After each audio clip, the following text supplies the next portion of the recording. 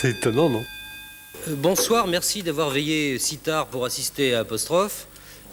Près de moi aujourd'hui, Monsieur Valéry Giscard d'Estaing, président de la, vous êtes président de la République. De la République. Monsieur, président de la République, d'ici, française. Français. Oui. Qui vient ici pour son ouvrage Démocratie française, qui est un livre absolument passionnant. Tout à fait passionnant. C'est passionnant, je ne vous le fais pas dire, c'est vraiment très intéressant. Je voudrais d'abord, Monsieur le Président, vous demander pourquoi vous n'êtes pas venu à ma précédente invitation il y a quelques semaines. Vous deviez venir sur ce plateau. Tout d'abord, mon cher Mourouzi, je vous remercie de m'avoir invité. C'est pas Mourouzi. Mon cher Bernard Pavreau. Oui. Palot. Oui, c'est ça. Comme vous voulez. De m'avoir invité à votre émission, mais je dois vous avouer que malheureusement, je n'ai pu m'y rendre, car j'étais invité en week-end chez les Chirac. Ah bon? Et donc, évidemment... Vous n'avez pas un alibi plus sérieux que ça? Non. Bon, alors on va regarder. Bien. Monsieur le Président, je voudrais tout d'abord vous demander ce titre, Démocratie française.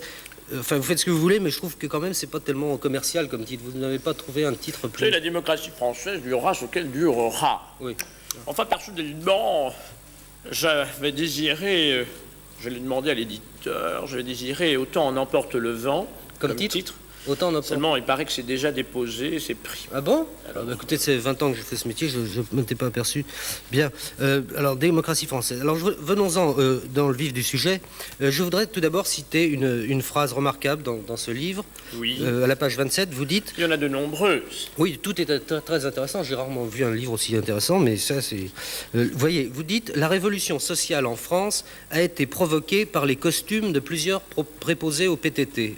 Est-ce que vous pouvez... Tu dis ça, moi? Oui, la révolution sociale en France a été provoquée par les costumes de plusieurs préposés au PTT. Non, on voulait faire allusion au fait que j'ai précisé dans cet essai ma pensée en disant ceci: la révolution française sociale, et le résultat, la révolution sociale, et le résultat de la combinaison de plusieurs facteurs.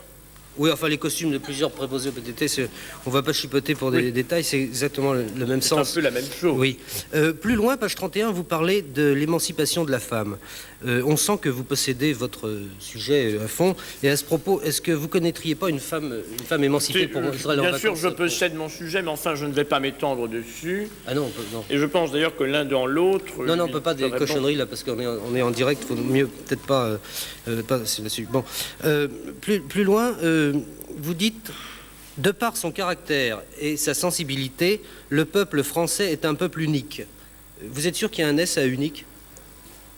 Pardon? Le peuple français est un peuple unique. Il y a un S à... Vous êtes sûr qu'il y a un S à... J'ai mis un S à unique? Oui. Ah, bah écoutez, oui. Non, ça c'est une faute de frappe, alors. C'est une coquille, vous croyez? C'est Poniatowski. Parce qu'unique, c'est pas au pluriel, c'est... Ben non, unique, il n'y en a qu'un, donc il n'y a pas d'S. Oui. C'est les ouvriers du livre, enfin. Ah, vous croyez, c'est pas le genre... non. Bon, alors, c'est pas de votre faute. Vous savez, les poètes mettent 2 L à liberté, je peux bien mettre un S à unique. Oh, c'est très joli, monsieur le président, ce que vous venez de dire. C'est très, très beau. Je vous en prie. Bien. Enfin, pour que les gens se fassent une idée de ce livre remarquable, je voudrais simplement leur en lire un court extrait qui est encore plus passionnant que le reste. Oui. L'intervention de l'État peut constituer en dernier ressort non une menace pour la liberté, mais la vraie garantie de la liberté des plus faibles, de même qu'il donne une représentation partielle de la nature humaine et donc des aspirations des hommes. On l'a dit 100 fois, l'homo economicus, ce robot unidimensionnel qui ne se détermine que d'après son intérêt matériel, étroitement entendu, est utile lorsqu'il s'agit d'introduire un paramètre pseudo-humain dans des équations mathématiques. Ben, c'est passionnant, c'était très passionnant. Mon président. Oui. Il était bien. Bonsoir madame, bonsoir mademoiselle, bonsoir monsieur.